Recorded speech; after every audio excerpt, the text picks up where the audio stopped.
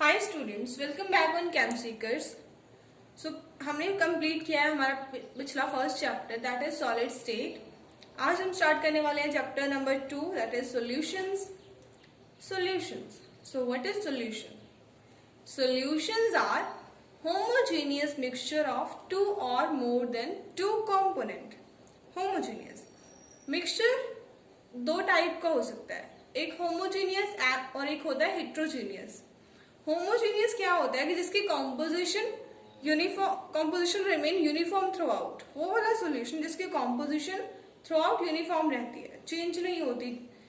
ऊपर सॉल्यूशन है, एक ग्लास में एक सॉल्यूशन है, अगर उसकी कंसंट्रेशन ऊपर जितनी है उतनी ही नीचे होगी, वो होता है होमोजेनियस। फॉर एग्जाम्पल, आप इंक डिसॉल्व करोगे वाटर में, वो एक होमोजेनियस मिक्सचर है। वाटर में आप मिल्क डिसॉल्व करते हो, मिल्क को मिक्स करते हो, वो भी एक होमोजेनियस मिक्सचर है।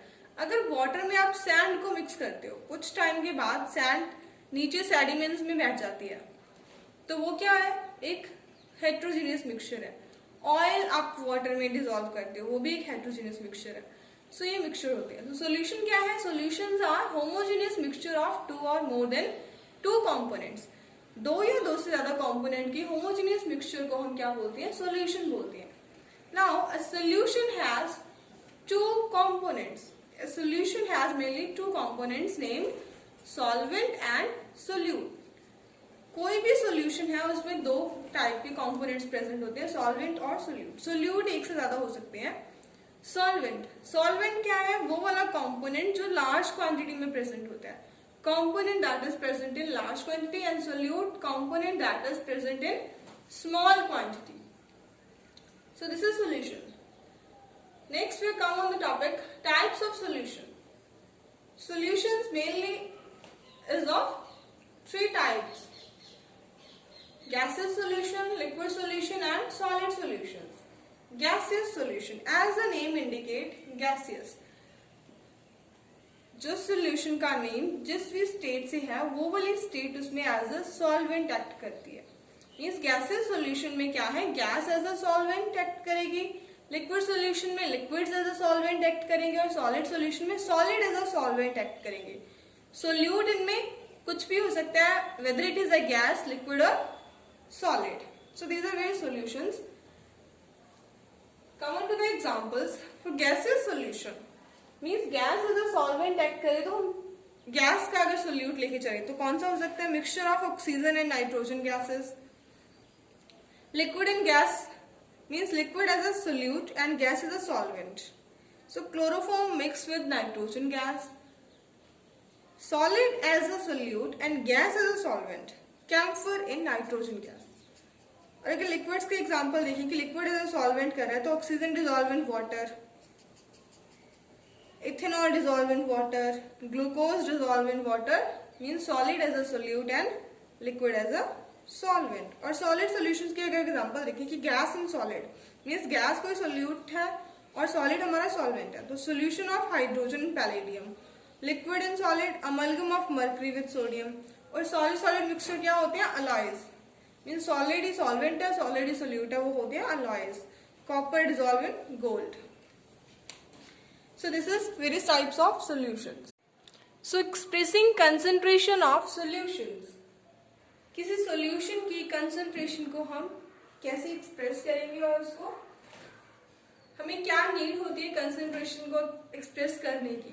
सो to know about the composition of solution, solution की कंपोजिशन को जानने के लिए हमें उसकी कंसंट्रेशन को डिस्क्राइब करना पड़ता है। So concentration can be describe in two ways, either by using mass और by using volume. So mass को यूज करके हम कंसंट्रेशन को वेरियस वेज में एक्सप्रेस कर सकते हैं। Weight by weight, it can be parts per million, molality, और कैन बी मोल फ्रैक्शन। और in the form of volume, volume by volume, mass by volume, molarity.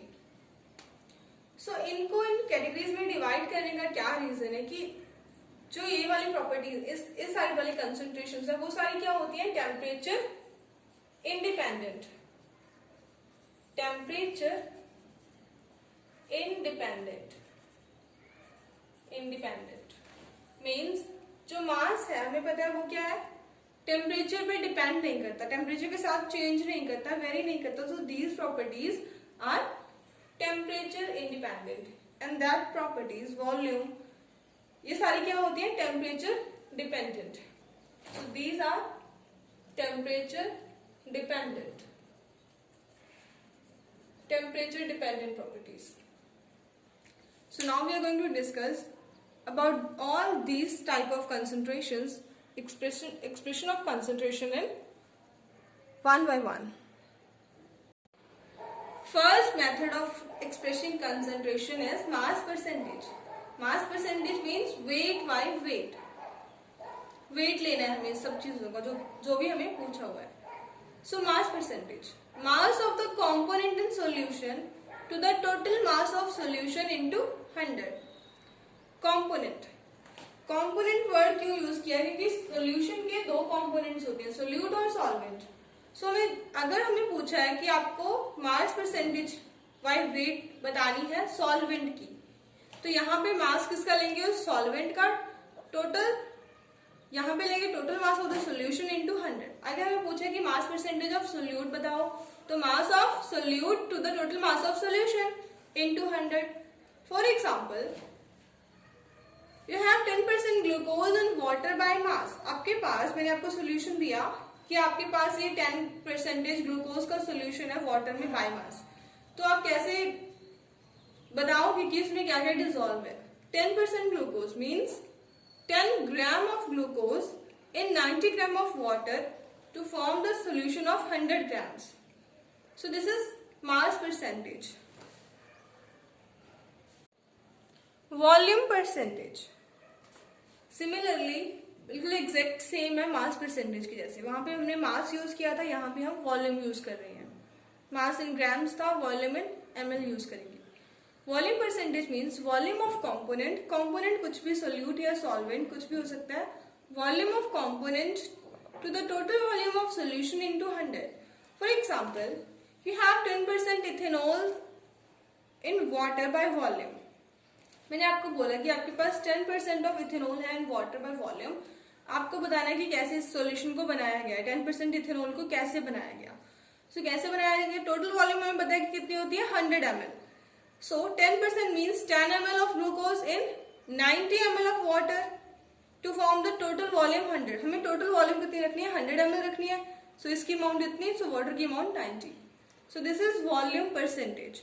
अब कई जगह पे स्पेसिफिक होता है कि हम इतनी ही परसेंटेज यूज करेंगे. For example, 35% volume by volume solution of ethylene glycol, जो एक एंटी फ्रीज होता है, वो कहाँ यूज होता है, कार्स में for the cooling of engine. तो उसका भी फिक्स है कि उसकी हमें 35% ही लेनी है इथाइलिन ग्लाइकॉल की in antifreeze in cars. So mass by volume percentage, mass by volume name ही इंडिकेट कर रहा है कि ऊपर हमें क्या लेना है, मास लेना है, नीचे हमें वॉल्यूम लेनी है. ऊपर हम लेते हैं कॉम्पोनेंट्स, जनरली हम कॉम्पोनेंट्स लेते हैं, लेकिन इस पर्टिकुलर केस में हमें क्या लेना है, मास ऑफ सोल्यूट. इन्होंने प्रॉपर मेंशन किया है कि हमें मास of solute in grams to the total volume of solution in ml. mass by volume, तो percentage calculate करनी है तो into 100. For example, 10 gram of glucose that is solute dissolve in water to make the total volume 100 ml of solution. So we can calculate its mass by volume percentage. So parts per million, ppm. ये वाली concentration को express करने वाली term हम कब use करते हैं, when solute is present in trace quantities. अगर किसी सॉल्यूशन में कोई कंपोनेंट, कोई सोल्यूट बिल्कुल ट्रेस क्वांटिटीज में प्रेजेंट है, माइन्यूट क्वांटिटीज जिनको हम ग्राम और ml में एक्सप्रेस नहीं कर सकते, उनके लिए हम यूज करते हैं parts per million. So parts per million means number of parts of the component, solution solute या सॉल्वेंट के number of parts to the total number of parts of all the component, कि जितने भी components हैं सबके parts into 10 raised to the power 6. This is ppm. Mainly कहाँ पे use होती है, to calculate the concentration of pollutants in water or atmosphere, कि water में pollutants कितने present है, atmosphere में pollutants कितने present है, उनको हम oftenly express करते हैं in terms of ppm और microgram per ml इनकी टर्म्स में. ये बहुत माइन्यूट क्वांटिटीज में प्रेजेंट होते हैं. सो this is parts per million. Mole fraction, it is mainly denoted by the symbol x. x always has a subscript on its right hand side. This subscript, this denote the component. Solution में हमें पता है ना कि दो components होते हैं, दो से ज्यादा भी हो सकते हैं, solute and solvent. So subscript denote the component. So mole fraction is equals to number of moles of that component, particular component के number of moles to the total number of moles of all the component. जितने भी solution में component है उनके सबके number of moles. For binary solution means a solution having two components. कोई solution है उसमें दो components है A और B से. So number of moles of A and B are Na and Nb respectively. We have to calculate its mole fraction. So XA, mole fraction of the component A. हमें इस particular components की mole fraction चाहिए. क्या करेंगे? Number of moles of A, this component, to the total number of moles of solution. Solution में कितने components हैं? दो components Na and Nb, तो Na plus Nb. So calculating the mole fraction of B, number of moles of B to the total number of moles of solution Na plus Nb. अगर ज्यादा number of components होंगे, so particular component के number of moles to the सारे components के number of moles का sum. So in this way we can calculate the mole fraction. Molarity. Molarity is a term that is widely used in chemistry. अभी भी use होगी, आगे भी हमेशा use होगी. लैबोरेटरीज में तो हमेशा हम कंसंट्रेशन को जनरली मोलैरिटी की फॉर्म में ही एक्सप्रेस करते हैं. सो molarity also denoted by capital M. So what is molarity? Moles of solute. Solute के moles, number of moles of solute divide by total volume of solution in litre. Volume की solution in litres में. So उसके unit क्या बने? Mole per litre. For example आपको given है कि आपको मैंने बोला कि आपके पास क्या है, एक सोल्यूशन है 0.25 मोल पर लीटर, या फिर हम बोल सकते हैं 0.25 molar solution of NaOH.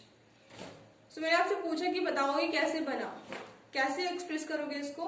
It means कि 0.25 मोल्स ऑफ NaOH को डिसॉल्व किया गया है 1 लीटर ऑफ गिवन सॉल्यूशन में. इससे बनता है 0.25 molar solution of NaOH.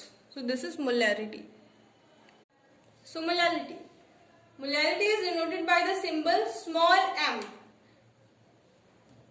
So molarity क्या होती है? Number of moles of solute, solute के number of moles to the mass of solvent in KG. हमने देखा था कि ये मास डिपेंडेंट है ना, मास डिपेंडेंट प्रॉपर्टी है. सो उसमें मास लेंगे हम, number of moles to the mass of solvent in KG. Molarity में हमने क्या लिया था? Number of moles to the volume of solution in KG. वहां पे हमने सोल्यूशन की वॉल्यूम की बात की थी, यहाँ पे हम सॉल्वेंट की बात कर रहे हैं, सॉल्वेंट के मास की. For example you have 1 mole per kg और say 1 molar solution of KCl. It means कैसे बना होगा ये? By dissolving 1 mole of KCl. 1 mole of KCl कितना होता है?